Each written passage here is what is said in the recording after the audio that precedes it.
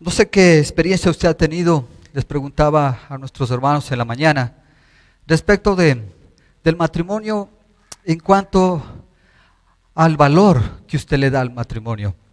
Digo, no sé qué experiencia tuvo usted respecto, por ejemplo, mirando al matrimonio de sus abuelos, de los abuelos, de las personas en un tiempo pasado. ¿Qué tan honroso usted miró que era el matrimonio mirando sus vidas, obviamente? No sé cuál fue su experiencia. Muchas veces nosotros podemos decir, es que los tiempos antiguos eran mejores que los tiempos de ahora, ¿no es cierto? Posiblemente en algunas cosas sí, pero en otras tal vez no. Tal vez hoy son tiempos mejores. El asunto, hermanos, es que al final cuando vamos a medir o a estar comparando, pues siempre vamos a encontrar un problema común. Que tanto en los tiempos antiguos, principalmente en el tiempo de la palabra, como vamos a ver ahora, en el primer siglo, por ejemplo, los problemas eran los mismos que ahora. El matrimonio no era valorado. El matrimonio no era honrado. Y por eso el Señor dejó su guía, su instrucción, para que nosotros lo entendamos y lo practiquemos, lo vivamos de otra manera. De eso se trata y de eso quiero hablar esta mañana, porque frente al matrimonio, hermanos, nosotros hemos tenido una influencia de la sociedad, yo diría, negativa, más que positiva. Una influencia que tiene que ver con degradar, con desvalorizar al matrimonio hasta en su máximo nivel. Tanto que usted puede haber escuchado buenos chistes, buenas bromas a causa del matrimonio, ¿cierto? Algunos muy graciosos. Estuve conversando con unos compañeros un día de esta semana y por ahí hablamos del matrimonio. Y de pronto, ¿cuántos años de casado? Dijo por ahí alguien, dijo, ya voy 10 años de casado. ¿Y cómo te ha ido? Dijo, le preguntaron, dijo, muy bien. 10 años han sido como 10 minutos. Ah, ¿te ha ido bien? No, dijo, como 10 minutos bajo el agua. Yo no sé si podamos resistir 10 minutos bajo el agua, pero mire, ¿qué es lo que quiso decir? Ya estaba a punto de ahogarse, ¿no? Una desvalorización. Ciertamente el chiste puede ser gracioso, pero totalmente deshonra al matrimonio. Ese es el problema. Esa es la influencia, esa es la situación que vivimos cada matrimonio cristiano y no cristiano también. Esa influencia negativa que trata sobre todas las cosas de desvalorizarlo, de deshonrarlo. Nosotros intentamos como matrimonio, y esa era mi oración junto a ustedes, que nuestro matrimonio sea honroso delante del Señor. Porque esa es una manera de honrar a Dios con nuestro matrimonio. Ya lo vamos a ver. Tengamos en alta estima el matrimonio. Quiero que vayamos, por favor, a continuar en el libro de Hebreos. Lo vamos a retomar esta mañana. Libro de Hebreos en el capítulo 13. Usted ve que en estos, hemos estado no tan seguido, pero estamos tratando de examinarlo, de estudiarlo, con el firme propósito de obedecerlo.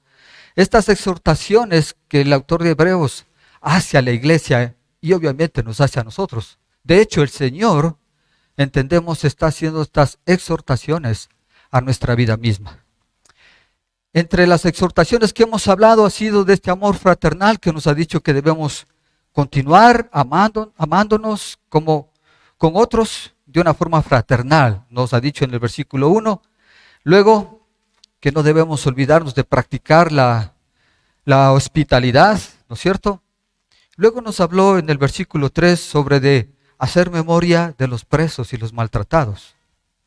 Yo recuerdo que al final de esa prédica había algo que hacer. No sé si lo hizo, no sé si usted llamó, no sé si usted visitó, no sé si hizo algo por alguien que usted sabe es maltratado o fue maltratado, de cualquier manera que haya sido, física, verbal, de cualquier manera. ¿Qué hacemos frente a eso? ¿Cómo actuamos frente a estas situaciones, estas exhortaciones, estos deberes cristianos que el libro de Hebreos nos está mostrando? Ahora quiero que vaya al versículo 4. Lea con mucha atención. Tengan todos, ¿cuántos? Todos, en alta estima el matrimonio y la fidelidad conyugal, porque Dios juzgará a los adúlteros y a todos los que cometen ¿qué? Inmoralidades sexuales. Entonces aquí hay un mandamiento, así lo concibo yo. ¿Cuál es el mandamiento? Tener en alta estima el matrimonio. La Reina Valera dice, honroso sea en todos el matrimonio. Habla de honra, habla de tener una alta estima. ¿Cómo nosotros, como matrimonio, yo quisiera que en ese caso usted se ponga de acuerdo conmigo? Usted si es casado, si usted es casada, vamos a ir dejando que la palabra de Dios nos permita mirarnos hacia adentro. ¿Cómo estamos haciendo este mandamiento en nuestra vida? Porque no creo que sea la primera vez que usted escuche. El Señor nos ha demostrado siempre que debemos tener en alta estima el matrimonio. ¿Lo estamos haciendo? ¿Lo vivimos de esa manera? Pues bueno, algunas cosas vamos a recordarlas y otras el Señor nos va a hablar para poder hacerlo. ¿Cómo obedecemos este mandamiento? ¿Cómo lo hacemos? Bueno, si el título, por poner algo a esta prédica, fue obviamente eso, ¿no? Una dirección directa. El Señor nos dice, tengan todos. Entonces, claro, me incluyo, se incluye usted como esposo o como esposa en este deseo. Tengamos entonces todos en alta estima nuestros matrimonios. Entonces esto debería ser un deseo en cada uno de sus corazones. Tener en alta estima nuestros matrimonios. ¿Cómo? Obviamente teniendo, haciendo, en otras palabras, ¿verdad? Haciendo todo lo posible, todo lo que sea y lo que esté a nuestro alcance, de tal manera que podamos obedecer este mandamiento que el Señor nos está diciendo, de tener alta estima nuestros matrimonios. Ahora usted podrá decir, pero yo no soy casado, o sea que esta prédica no es para mí. No, también es para usted si usted está soltero, si usted está soltera, si usted está con planes de casarse. Este es el momento propicio para que usted escuche una prédica, una enseñanza prematrimonial, antes de casarse. Así que bienvenidos todos, porque si usted está solo o sola, también es para usted.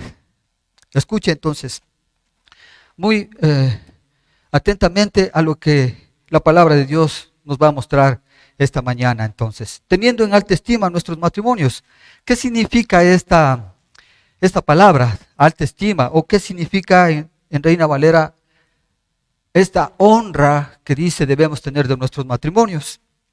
Nos presenta el Señor a través de este versículo como al matrimonio como una institución que debería ser altamente respetada, valorada sobre todas las otras instituciones, por encima de todas. Lo acabamos de leer, dice honroso sea en todos el matrimonio. Esta palabra honrosa significa valioso, costoso, estimado, amado, precioso sobre todo. Le pregunto, ¿su matrimonio usted lo considera como precioso? ¿Como algo que usted valora sobre todas las cosas? Que tengan todos, dice, no unos pocos, todos. Si usted que está pensando en casarse, esto es lo primero que debería tener. Bueno, aparte de otras cosas, una alta estima sobre la institución del matrimonio, lo que significa el matrimonio. Ya lo vamos a mirar.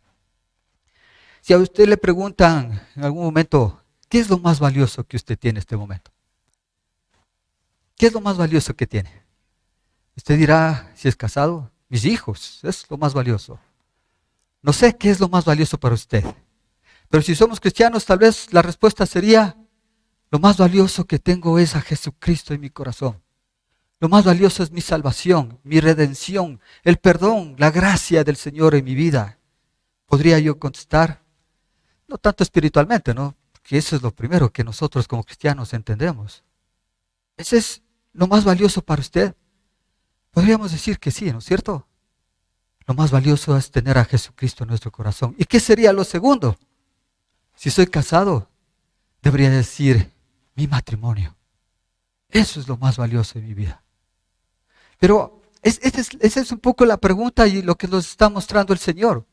¿En qué nivel de importancia usted tiene en su vida al matrimonio si usted es casado o casada? Y si está soltera y está pensando en eso, ¿en qué nivel de importancia usted le ha dado o le va a dar al matrimonio? Y aquí entonces el Señor nos muestra directamente la respuesta. Debe tenerlo en todo momento, en todo lugar, en toda situación, una alta estima. Debe honrar el matrimonio. ¿Por qué? Porque fue un regalo dado por Dios. Ahí en el Génesis, el Señor instituyó el matrimonio. Y ese es el don y el regalo de Dios para cada uno de nosotros. Y si es un regalo de Dios, debemos honrarlo, no despreciarlo. Debemos amarlo, tomarlo como lo más precioso, como dice la palabra, en alta estima. De ninguna manera de forma superficial. Porque muchas veces entonces podemos darnos cuenta por qué muchos fracasos. Nunca entendimos tal vez el verdadero valor del matrimonio. De lo que el Señor en su momento ha sido como regalo para nosotros ciertamente, pero con una intensidad de importancia inmensamente grande que tal vez no hemos alcanzado a entenderlo. Pero es importante que si no lo hemos hecho, lo podemos hacer. Con Dios es posible eso, ¿verdad? Así que el regalo que Dios nos ha dado debe ser considerado en alta estima. De una forma así muy radical, porque Él nos ha dado. Porque es regalo de Él y eso sería suficiente explicación. El matrimonio es un regalo de Dios, es una institución divina, no es del hombre. Él la creó. Y por lo tanto, lo más preciado en nuestra vida. Debería ser así. Implica entonces darle un inmenso respeto, pureza. En relación al matrimonio, debemos cultivar este sentimiento que no debe ser tratado a la ligera. No podemos hablar de que pues bueno, ya nos casamos porque ya toca. Eso no es valorizar el matrimonio, de ninguna manera. No podemos tomarlo a la ligera, digo, de forma casual. No podemos hacer. A los ojos de Dios el matrimonio es precioso y por eso Él dice, tengan en alta estima el matrimonio, nuestros matrimonios. Entonces, esto es lo primero que debemos entender. Si no le hemos dado, vuelvo a repetir, hermanos, es necesario hacerlo. Valore su matrimonio, la institución del matrimonio. Mire, en otras palabras, decía yo en la mañana, todos buscamos, si nos hemos profesionalizado en alguna cosa, en alguna especialidad, digamos, necesitamos trabajar. Y claro, buscamos una empresa que sea prestigiosa de pronto, donde todo el mundo quiere ir a trabajar por los sueldos o por muchas otras situaciones. Una institución prestigiosa donde todos trabajamos y si hay esa posibilidad de bendición podemos trabajar. Y de pronto, digamos que estamos en un trabajo, en una institución muy prestigiosa. Estoy trabajando, yo me comprometo con esta institución y de pronto tengo alguna diferencia por ahí con algún compañero, con alguna compañera. ¿Cuál es la actitud? ¿Que por esa diferencia entonces tendría que renunciar? No, no es cierto. O sea, digo, voy a hacer todo lo posible, algún rato me arreglo, pero yo voy a mantenerme aquí, voy a hacer todo lo posible por ser parte de la institución, porque al final me comprometí con la institución. Y aunque hay estos problemas y aunque hay estas diferencias, voy a permanecer con todo lo que pueda en la institución. ¿Cuánto más hablando del matrimonio, pues hermanos? ¿Qué es lo que quiero decir? Que el matrimonio está por encima de nuestras emociones, de nuestros sentimientos, de nuestros conflictos como esposos. Mucho más importancia tiene la institución del matrimonio que las personas que lo componen. Eso es lo que está diciendo el Señor. A eso es lo que debemos dar alta estima. Así que, chicos, chicas, qué bueno que estén aquí. Si usted quiere casarse, debe entender esto. El matrimonio es para siempre.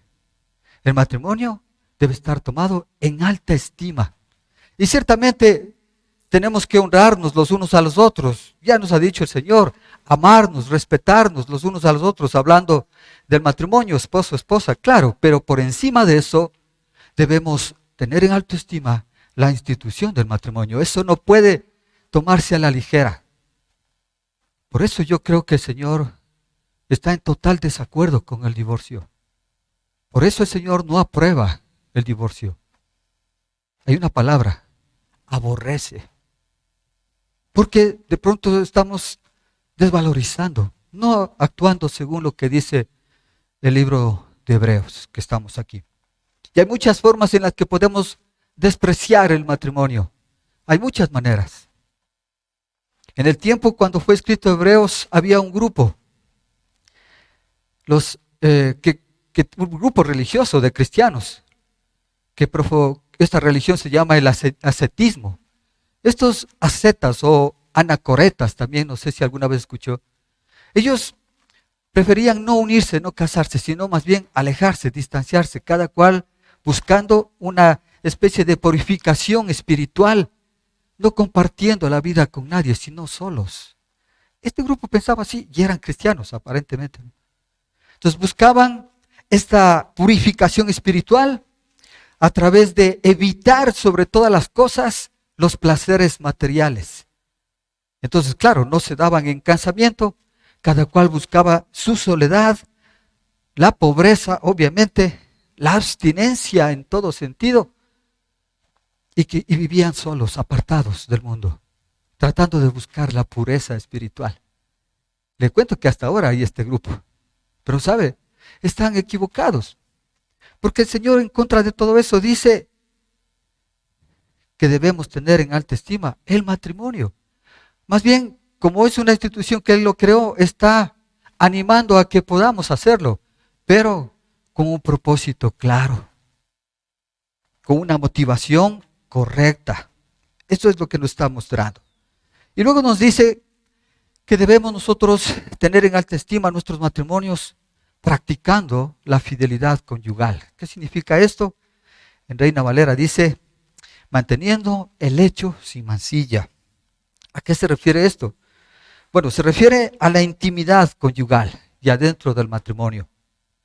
Y debe ser, dice, sin contaminación, sin mancilla, sin mácula, es otra palabra que se aplica aquí. El matrimonio debe ser sin contaminación, sin nada que lo corrompa dentro de la parte íntima del matrimonio. Debe caracterizarse por la pureza. Entonces, todo lo que pueda el mundo y la sociedad tratar de influenciar de una forma negativa al matrimonio, eso es lo que está diciendo debemos evitar, porque debemos mantener la fidelidad, esta fidelidad conyugal. Permítame leerle estos versículos, más bien en Primera de Tesalonicenses, capítulo 4, versículos 3 al 7. Lo puede anotar o puede ir con su Biblia. Permítame leerlo. Escuche esto. La voluntad de Dios es que sean santificados, que se aparten de la inmoralidad sexual, que cada uno aprenda a controlar su propio cuerpo de una manera santa y honrosa, sin dejarse llevar por los malos deseos como hacen los paganos, es decir, los que no conocen de Cristo, que no conocen a Dios, y que nadie perjudique a su hermano ni se aproveche de él en este asunto. El Señor castiga, escuche eso, castiga todo esto. Como ya les hemos dicho y advertido, Dios no nos llamó a la impureza, sino a la santidad. Mire esto. ¿Cuántas veces usted ha orado y le ha dicho al Señor, ¿cuál es tu voluntad, Señor? ¿Cuál es la voluntad de mi matrimonio, Señor? Muéstrame. ¿Cuál es tu voluntad sobre mis hijos, sobre mi esposa, sobre mi vida misma? ¿Cuál es la voluntad según el versículo 3? Si usted lo leyó, dice, la voluntad de Dios es que sean santificados. ¿Y qué significa eso? ¿Qué es lo que significa santificarse? Esto es un proceso continuo, hermanos, es decir, de todo el tiempo, para apartarnos de todo aquello que corrompe, que daña nuestra vida espiritual y sobre todo nuestra vida matrimonial. Santificarse es apartarse de las cosas que el mundo nos ofrece, con algo atractivo, obviamente, con algo que nos dice es bueno. Mire, por eso se ha desvalorizado mucho el matrimonio, porque Hasta cierto punto ahora se piensa que es normal que en un matrimonio haya adulterio. Eso es normal. ¿Cómo va a ser eso posible? ¿Cómo va a ser eso normal? No es por ningún lado, como usted ve, normal. Es totalmente en contra de la palabra de Dios. Esa no fue la idea de Dios. Es lo que nos está mostrando. Entonces nos llama, según la voluntad de Dios, ¿a qué? A que cada uno de ustedes, solteros, casados, busquen la santificación. Apartarse de todo aquello que corrompe, que daña, que mancha, que mancilla, que ensucia la pureza que debe tener primero su vida, espiritualmente hablando, y luego su vida matrimonial. Mire, escuché esta reflexión sobre la fidelidad. ¿Qué es la fidelidad para usted? La fidelidad es una decisión, hermanos. Usted debe decidir.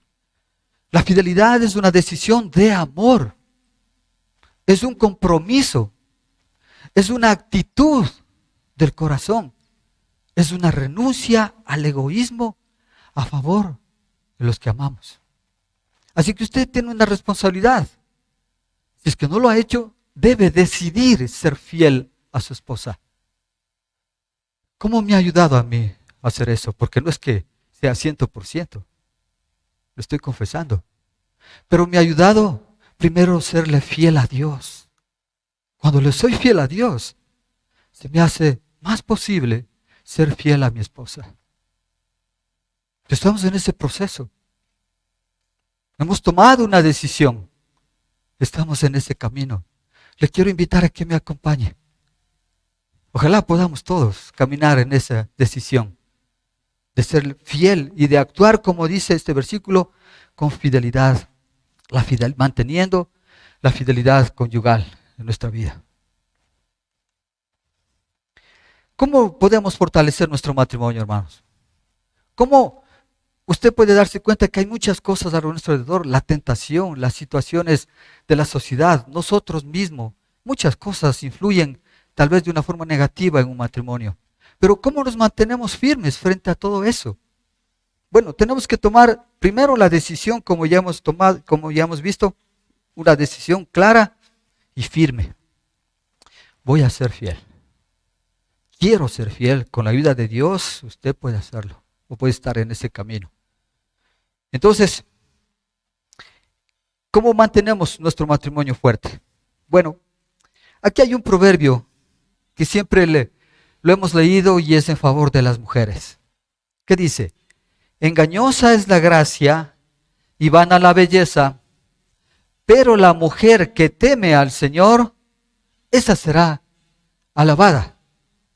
La forma de mantener un matrimonio fuerte, una de las tantas, es concentrarse en la persona, en su cónyuge, más que en su apariencia. Eso es lo que nos está diciendo. O sea, para nosotros debe ser más importante lo que está en su interior, sus sentimientos, sus emociones, su espiritualidad.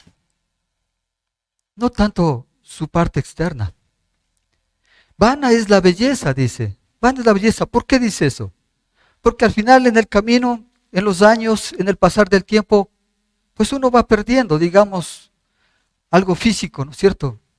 Empiezan a aparecer las arrugas que antes no había, se nos cae el pelo, se nos hace blanco, muchas cosas. Pero si nos fijamos en eso, solamente en eso, vamos a terminar destruyendo el matrimonio. Entonces, una de las cosas que nos llama la atención aquí, que nos muestra este versículo, es que necesitamos entonces mirar realmente cómo es nuestro cónyuge, no con el deseo de cambiarlo. Por otro lado, tampoco es necesario que usted idealice a su cónyuge, porque he visto muchas mujeres que de pronto idolatran tanto a su esposo, que eso trae consecuencias muy negativas también. Es decir, el punto aquí clave es mirar tal como es, en su interior, sin ese deseo de buscar la compatibilidad, porque tal vez en algunos casos no lo vamos a hacer. Somos tan distintos. A mí me gustan tantas cosas que a mi esposa no. Entonces nunca voy a encontrar una compatibilidad ahí tan tanto como quisiera, pero Dios lo hace. Ese es el milagro de Dios. No sé cómo hace Dios, pero al final nos vemos en algún momento en acuerdo. Ella piensa de una manera, yo de otra. No vamos a buscar condicionamientos de compatibilidad para amarnos. No le voy a condicionar que si es de esa manera, entonces le amo. Entonces funciona, pero si no es de esa manera, entonces no. No, el amor del Señor cuando murió en la cruz murió por todos y no puso ninguna condición. Ese es ese amor sacrificial, incondicional, que debemos actuar en nuestros matrimonios, de la misma manera. No poniendo condiciones, no condicionando a que sea de esa manera para yo aceptarlo, porque si no es de esa manera, entonces no lo acepto. Hay muchos problemas en ese sentido. Y la palabra de Dios es mucho más sencilla, hermanos. Efesios 5:25 dice al hombre, al esposo, ame a sus esposas, así como Cristo amó a la iglesia y se entregó por ella. Imagínese esa relación que pone Dios. Hermano, ¿te das cuenta de esta responsabilidad que tiene? Más bien dicho, que tenemos. Amar a nuestra esposa como ama el Señor a su iglesia, hermanos. ¿Y sabe cómo amó Dios a su iglesia? Dándolo todo. Dio su vida por su iglesia. ¿Usted está dispuesto a dar su vida por su esposa? Pues ese es el nivel que pide Dios. Esposos, amen a sus esposas, como Cristo amó a la iglesia y se entregó por ella. Joven, ¿está dispuesto a amar así a su futura esposa? Como Cristo amó a la iglesia. Y luego Tito también hace una recomendación a las mujeres. Ya adultas les dice, aconsejen a las jóvenes a amar a sus esposos y a sus hijos. ¿Hay alguna condición en estos versículos? ¿Antes o después? No. Solo dice, amen. Ya que deciden en su corazón casarse, pues ámense. Claro, dentro del matrimonio, por las cosas que pasan, usted va a decir, pero si usted supiera mi matrimonio, usted no me dijera eso. No, yo no lo sé. Dios lo sabe. Y Dios le está hablando a usted a través de la palabra de Dios. O sea, no soy yo, es Dios. Él ha puesto estos versículos, estoy intentando hablarlos primero a mi vida para tratar de vivirlos. Con mi esposa estamos en este proceso, intentándolo. Y le digo, no nos ha ido mal hasta ahora. Gracias a Dios por eso. ¿Qué más? Obviamente, aquí podríamos hacer una pregunta, ¿no es cierto?, antes de entrar en esto. ¿Cómo mantenemos entonces nuestro lecho matrimonial sin mancilla? ¿Cómo entonces usted mantiene su lecho matrimonial en alta estima? Según el versículo 4 que estamos leyendo, de dos maneras. ¿Cuáles serían esas?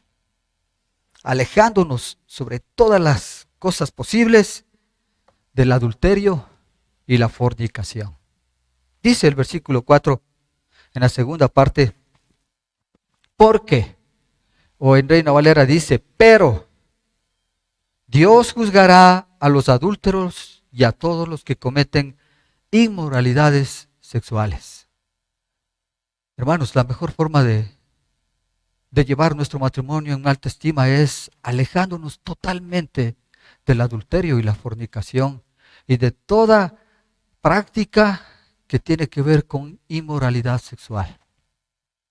Entonces, vamos a tener nuestro matrimonio y vamos a honrar a Dios con nuestro matrimonio. Veamos, alejándonos del adulterio, ¿cómo hacemos eso? Ya dije un poco, ¿no? O sea, esto es tan común, tristemente común en nuestra vida, en nuestra sociedad. Es tan simple los mensajes, es tan simple las cosas que escuchamos que nos quieren hacer ver que esto es normal, vuelvo a repetir. Pero no es normal, hermanos. Como usted ve, este es uno de los pecados que es como una bomba atómica, hermano. Cuando eso revienta, su onda expansiva toca hasta los más inocentes y sobre todo afecta a aquellos que decimos nosotros más amamos. Es terrible, terrible. Dice la palabra del Señor que el adulterio es un pecado. Lo debemos entender de esa manera. Es una maldad que entontece, disculpe esta palabra, perdón. Entontece y corrompe el alma. Si no, lea conmigo Proverbios 6:32. Mire lo que dice. Pero al que comete adulterio le faltan sesos. El que así actúa se destruye a sí mismo. ¿Se da cuenta? Y yo diría otra cosa, hermanos. Pero al que comete adulterio le faltan sesos. El que así actúa se destruye a sí mismo, no solamente para hombres, sino también para mujeres. Porque tanto el hombre como la mujer puede cometer adulterio. Así que podría decir el hombre falto de sesos. O sea, disculpe la expresión, es fuerte esto, pero no tiene nada aquí. No piensa, no actúa. O más bien actúa sin pensar. Llevado solamente por sus instintos de lo peor. ¿Entiende lo que dice esto? Falto de entendimiento. Que al final lo que pasa es que se destruye a sí mismo. Y no solo eso, sino que destruye, como decía, con una onda expansiva a todo aquello a su alrededor. Entonces, mire, el adulterio tiene una extraña capacidad, entonces, según lo que estamos viendo, ¿no es cierto? ¿Cuál es esta extraña capacidad? De a una persona que puede ser y mostrar verdaderamente ser inteligente, hacer cosas tontas. Disculpe la expresión. Pero eso es lo que dice. Tenemos una cierta inteligencia o mucha inteligencia. Dios nos ha provisto de todo. Pero cuando caemos en este pecado, hermanos, nos entontecemos. No sé si existe esa palabra. Pero usted entiende lo que estoy queriendo decir, ¿no es cierto? Si un hombre y una mujer de pronto puede decir, bueno, gracias a Dios, no he caído en ese pecado. Qué bueno, gracias a Dios. Pero ¿y qué de sus pensamientos? Ciertamente físicamente no tocó a una mujer que no es su esposa, ni a un hombre que no es su esposo. Bendito sea el Señor. Pero ¿y sus pensamientos? Durante el día usted está maquinando pensamientos con aquel o con aquella que no le pertenece. Hermanos, el Señor Jesucristo cuando vino acá a la tierra, vino a practicar los mandamientos, la ley que conocemos, no a abolirla. Respecto de esto, quisiera un poquito hacer acuerdo. Éxodo 20, versículo 14, usted sabe, dice el mandamiento, no cometas adulterio. ¿Se acuerda de eso? No cometerás adulterio. Y el versículo 17 dice, no codicies a la mujer de tu prójimo. Mire, estaba el mandamiento ahí. Cuando viene el Señor Jesucristo, ya en el Nuevo Testamento, dice en Mateo 5:28 lo siguiente, hermanos. Pero yo les digo que aquel que mira a una mujer y la codicia, ya ha cometido adulterio con ella en el corazón. Y la miró codiciosamente. La miró, con lujuria. Y eso es un pecado de adulterio. Ese es el nivel de fidelidad que espera y que pide el Señor de cada uno de nosotros. Entonces vamos a tener en alta estima el matrimonio, hermanos.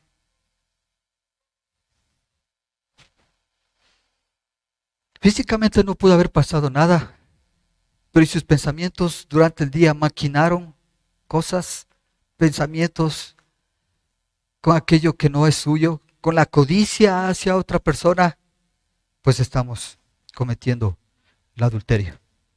El adulterio es uno de los pecados más destructivos. ¿Sabe por qué? Porque deshonra, humilla, degrada y afecta gravemente la naturaleza moral del ser humano. Afecta los sentimientos, las emociones y el espíritu. Afecta a todo el mundo, los hijos, la familia. El adulterio destruye todo lo que vale la pena en un matrimonio. El gozo, la lealtad, la confianza, la seguridad, el apoyo, la satisfacción, la tranquilidad, la paz, el respeto. Todo eso lo destruye. Mire, qué tan radical era esta situación del adulterio, porque de pronto usted decir, ay, qué exagerado. No creo que sea para tanto. Vea, conmigo, Levítico, capítulo 20, versículo 10. Escuche esto. Si alguien comete adulterio con la mujer de su prójimo, tanto el adúltero como la adúltera serán condenados a la muerte. ¿Qué le parece eso? Así actuaba el Señor en ese tiempo. No sé por qué eso se quitó. ¿Qué le parece? Si eso existiera hasta ahora. Pero esta era la forma radical que el Señor vivía. Que el Señor concebía, sobre este pecado tan atroz que es el adulterio. La muerte. Simplemente moría. Sigamos un poquito más. No cometiendo inmoralidades sexuales, obviamente, ¿no es cierto? ¿De qué se trata esto? ¿A qué se refiere estas inmoralidades sexuales? Bueno, déjeme decirle que la sexualidad es un diseño de Dios. El Señor nos dio una sexualidad. ¿Para qué? Para que lo podamos disfrutar. Escuche esto. Disfrutar, pero solamente en el matrimonio. Fuera de todo esto, fuera de la institución del matrimonio, hermanos, toda práctica, sea esta, fornicación, adulterio, lesbianismo, homosexualidad, pornografía, todo eso es un pecado, es una aberración sexual, es, como dice aquí, inmoralidad sexual. Todo eso está fuera del matrimonio. Todo eso es una inmoralidad. Y así que toda esta inmoralidad no debe estar inmerso en nuestro matrimonio. Más bien, debemos sacarlo de nuestro matrimonio, porque si permitimos que esto influencie en nuestra vida, la pornografía, la homosexualidad y todas estas aberraciones sexuales, ¿qué va a terminar haciendo? Vamos a deshonrar el matrimonio. Y lo que nos está pidiendo aquí más bien es todo lo contrario, que tengamos en alta estima el matrimonio. Cualquier expresión, cualquier situación, hermanos, que esté fuera de los parámetros del matrimonio es considerado una inmoralidad sexual. Debemos entonces entender que cada uno de nosotros como esposos, debemos entender que cuando nos casamos, usted hizo un compromiso primero con Dios, antes que con su pareja. Usted hizo un compromiso con Él. Si usted no le entiende de esa manera, entonces podemos darnos cuenta de las posibles consecuencias que usted va a vivir sin eso. Mire, porque es tan así que en el matrimonio, hablando un matrimonio cristiano, cuando hay una debilidad de uno de los dos cónyuges o aún de la pareja, va a terminar destruyéndose. Van a tener muchas consecuencias negativas. Eso está visto. Yo quiero invitarle a que hagamos un compromiso, no solamente hombres y mujeres, como este compromiso de este hombre, Job. Antes de ir a este versículo, capítulo 31, versículo 1, usted puede ir al versículo 1 del capítulo 1. ¿Quién era Job? Si usted lee en el capítulo 1, versículo 1, dice que Job era un hombre recto, un hombre lleno de fe dentro de toda esta situación espiritual que un hombre o una mujer puede tener delante de Dios. Un hombre recto, considerado recto. Bueno, usted sabe toda la historia de Job, pero me encanta lo que dice este hombre en el capítulo 31, versículo 1. Mire lo que dice. Yo había convenido con mis ojos no mirar con lujuria a ninguna mujer. Podríamos decir, yo había convenido con mis ojos no mirar con lujuria a ningún hombre. ¿También? Mire qué pacto hace este hombre delante de Dios. ¿Tenía necesidad de hacerlo? ¿No se supone que era un hombre recto? Un hombre lleno de fe delante de Dios, espiritualmente, buen cristiano. ¿Por qué le hace falta hacer este pacto, hermanos? ¿Por qué hace este pacto este hombre? Entiende claramente, hermanos, que las posiciones espirituales que podamos tener, no porque estoy predicando, no porque de pronto alguien cante aquí en alabanza puede decir, no, a mí esas cosas no me van a pasar. No, Pablo ha dicho, ¿no?, que aquel que esté firme, mire que no caiga.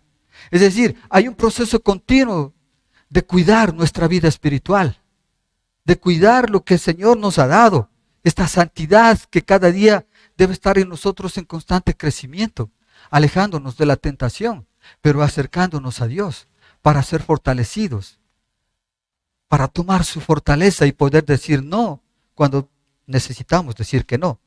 Este hombre, Job, hace un pacto con Dios.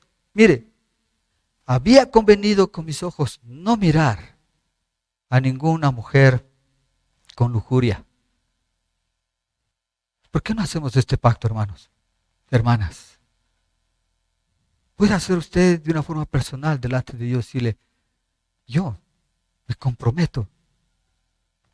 Es mi decisión hacerlo. No mirar a ningún hombre, a ninguna mujer con lujuria. Entonces podemos, hermanos, practicar esta alta estima que nos pide Hebreos en nuestro matrimonio. Esto es algo que, hermanos, nos hace ver el autor de Hebreos, que son dos cosas: el pecado de la fornicación y el adulterio, hermanos, corrompen los matrimonios, deshonran los matrimonios. Y él está advirtiendo, no lo haga. Déjenme una vez más completar esto con esta advertencia que está en Proverbios capítulo 5, versículos 1 al 7. Permítame leerlo, por favor. Mire, escuche con esto, con atención. Hijo mío, y está hablándonos a cada uno de nosotros, hija mía también puedo decir, pon atención a mi sabiduría y presta oído a mi buen juicio, para que al hablar mantengas la discreción y retengas el conocimiento. De los labios de la adúltera fluye miel, su lengua es más suave que el aceite, pero al fin resulta más amarga que la hiel y más cortante que una espada de dos filos. Sus pies descienden hasta la muerte, sus pasos van derecho al sepulcro. No toma ella en cuenta el camino de la vida, sus sendas son torcidas, y ella no lo reconoce. Pues bien, hijo mío, presta atención y no te apartes de mis palabras. ¿Qué nos va, hermanos, a evitar caer en esta tentación de estos pecados? Sino su palabra, la palabra de Dios. La constante relación que usted tiene con su Señor a través de su palabra. ¿A quién tenemos? La guía, la advertencia, como usted está escuchando. La instrucción. ¿Qué pasa, hermanos, si hemos caído en nuestros pecados? Déjeme decirle que, hermanos, que el pecado de fornicación, como ya lo hemos visto, de adulterio, si usted cayó en eso, entienda una cosa, hermano, que en Cristo hay perdón. En su gracia hay perdón. Hermanos, en su gracia se puede volver a caminar juntos. Es posible, el Señor lo hace posible. En su gracia y en su perdón. ¿Hay consecuencias de adulterio? Claro que sí, terribles. Pero ni siquiera, por grandes que sean estas consecuencias, van a ser más grandes que la gracia y el perdón de Dios. Entonces encontramos aquí, hermanos, una esperanza para cada uno de nosotros si hemos caído y hemos cometido estos pecados. Podemos ser redimidos, perdonados en su gracia y en su amor y en su perdón por Dios. Él puede hacer posible, hermanos, volver a retomar este camino de honra en el matrimonio hacia Dios. Entonces, la primera cosa es que tenemos esperanza en el Señor si acaso hemos cometido. Pero ¿cuál es la segunda cosa? Que aquí hay también una advertencia. Si usted no ha cometido estos pecados, hermanos, Dios le está advirtiendo para que usted entienda lo que significa la gravedad de cometer estos pecados. Entonces, hay una esperanza por un lado y hay una advertencia por otro si usted no lo ha hecho. Si usted no lo ha hecho, dele gracias a Dios. Si usted no ha caído en estos pecados, dele gracias a Dios. Pero entienda, hermanos, entienda la gravedad del dolor, del sufrimiento, de lo extremo, de las lágrimas de sangre que brotan de aquellas personas que han sufrido estos pecados. Está advertido. Cuide su vida.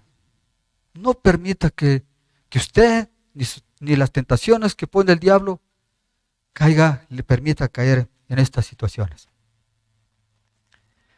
Así que, hermanos, el Señor nos pide tener en alta estima nuestro matrimonio. El matrimonio, como dije al inicio, es honorable, porque es de origen divino, porque Dios lo hizo, porque no es humano.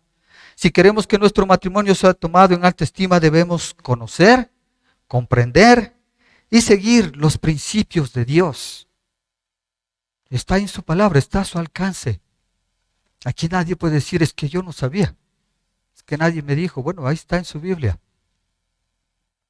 Practique la fidelidad conyugal, sea fiel a su esposa, aléjese todo lo que más pueda del adulterio y la fornicación y de toda práctica inmoral sexual. Que el Señor nos ayude. Gracias, Padre, por tu palabra, gracias por tu instrucción, gracias por la esperanza que nos das, Señor, de saber que podemos ser perdonados, que tu gracia nos puede alcanzar de tal manera que podemos volver al camino correcto. Pero también, Señor, nos adviertes de no caer en nuestros pecados. Señor y Dios, nos has dejado un mandamiento: tener en alta estima esta institución creada por ti.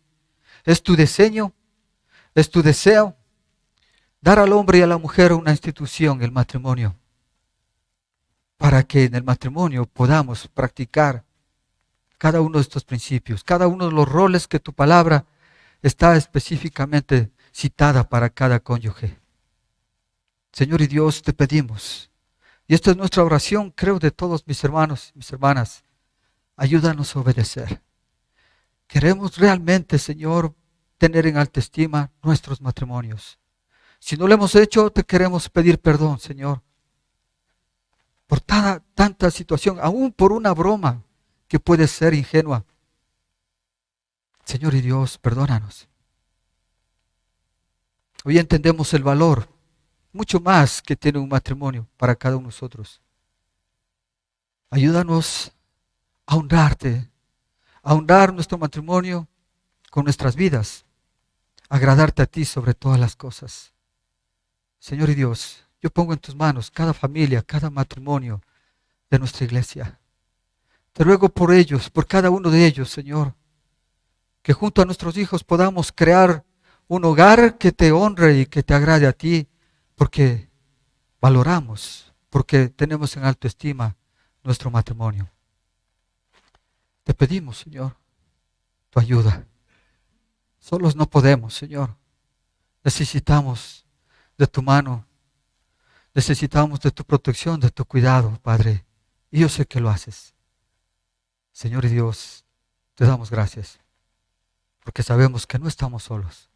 Que en esto tú estás con nosotros. Tú eres el primer defensor del matrimonio. Gracias te damos, Padre. A ti sea todo el honor y toda la gloria. En el nombre del Señor Jesucristo. Amén.